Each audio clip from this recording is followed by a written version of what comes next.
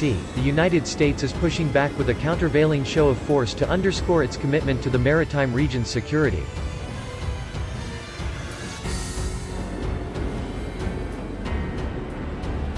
In recent weeks, the U.S. has stepped up its naval exercises in the disputed maritime area, including through joint exercises between the U.S. Air Force and Marines in the South China Sea as well as integrated surface vessels and submarine war games in the adjoining Philippine Sea.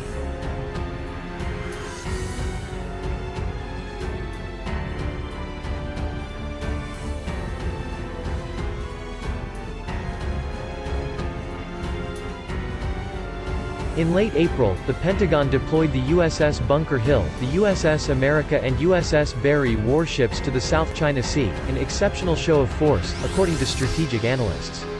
They were accompanied by the Royal Australian Navy's HMAS Parramatta frigate.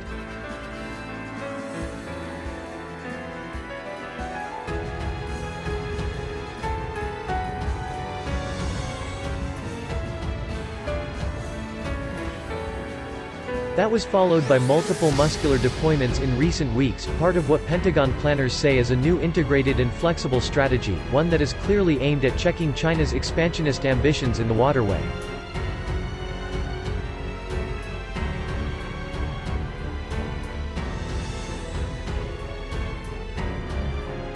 The U.S. upped the ante on May 15 by deploying the USS Rafael Peralta Arleigh Burke-class destroyer some 116 nautical miles off China's coast near Shanghai, the second U.S. destroyer to be seen in the more northerly Yellow Sea in less than a month.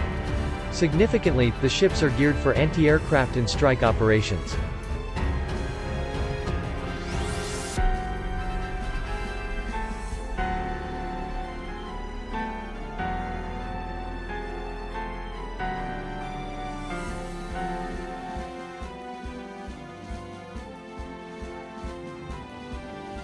The U.S. response reflects a sense of urgency at the Pentagon after China earlier leveraged the COVID-19 crisis to intensify its militarization of various disputed land features while the USS Ronald Reagan and USS Theodore Roosevelt aircraft carriers were grounded at their respective ports in Japan and Guam with infections among their crews.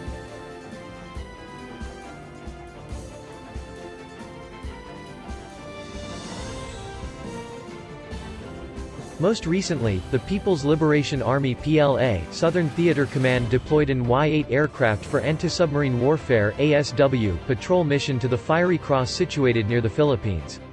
China has also recently positioned its KJ-500 Airborne Early Warning and Control (AEW&C) system on the disputed island in the Spratlys, which has served as the command and control center of Chinese operations in the area.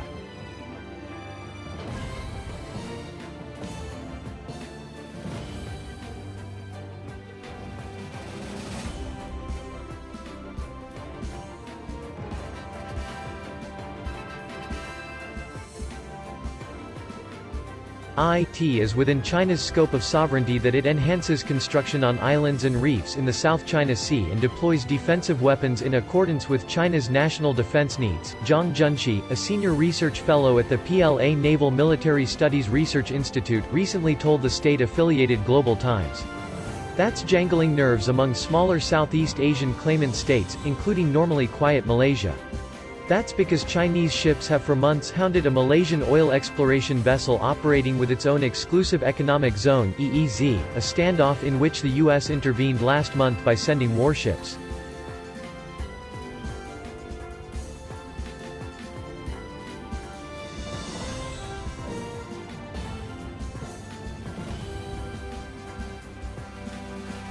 China's vessel left the area on May 15.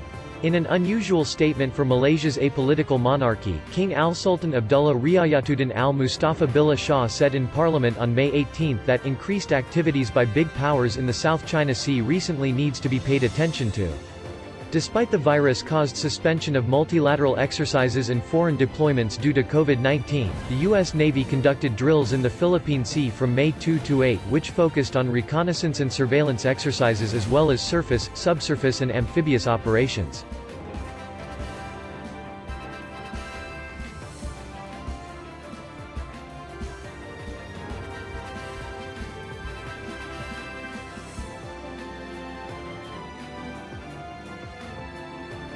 The U.S. show of force nominally aimed to enhance integrated response and interoperability among its surface and submarine forces, but also clearly meant to send a muscular signal to China and reassure regional allies.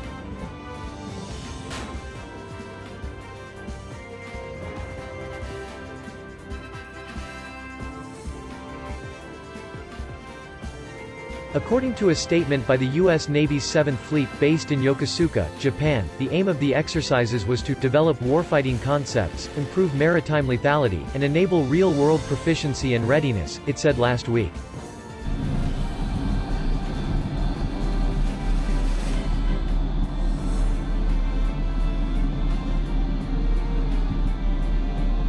Vice Admiral Bill Merz, the 7th Fleet's commander, defended the U.S. operations, stating they are part of our outing presence operations, which reaffirms the U.S. will continue to fly and sail freely, in accordance with international law and maritime norms, regardless of excessive claims or current events. The U.S. supports the efforts of our allies and partners in the lawful pursuit of their economic interests, the U.S. commander added. At the same time, the U.S. Navy has recently stepped up the deployment of warships to the South China Sea in rapid succession.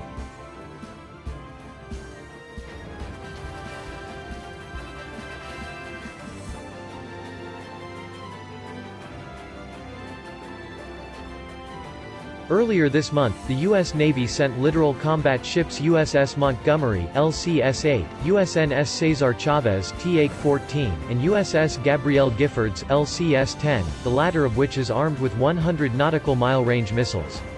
In late April, the USS Barry guided missile destroyer sailed near the Paracel Islands in a freedom of navigation operation. That was followed by the deployment of the guided missile cruiser USS Bunker Hill, which conducted a similar operation in the contested Spratly Islands.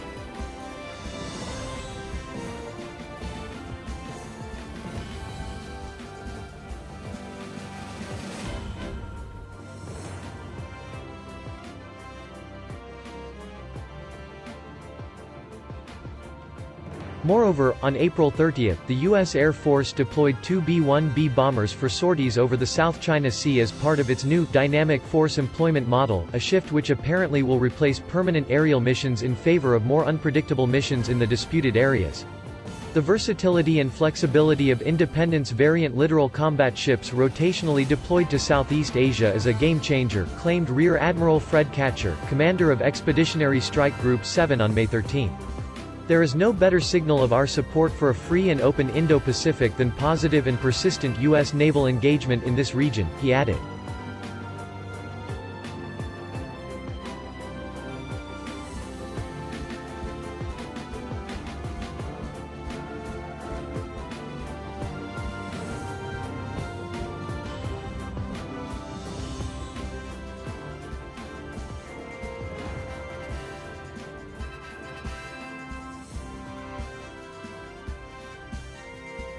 That was seen in the U.S. Defense Department's repeated publicizing of air-ground operations by the Marine Corps' 31st Marine Expeditionary Unit from the amphibious assault ship USS America during a mid-April mission in the South China Sea.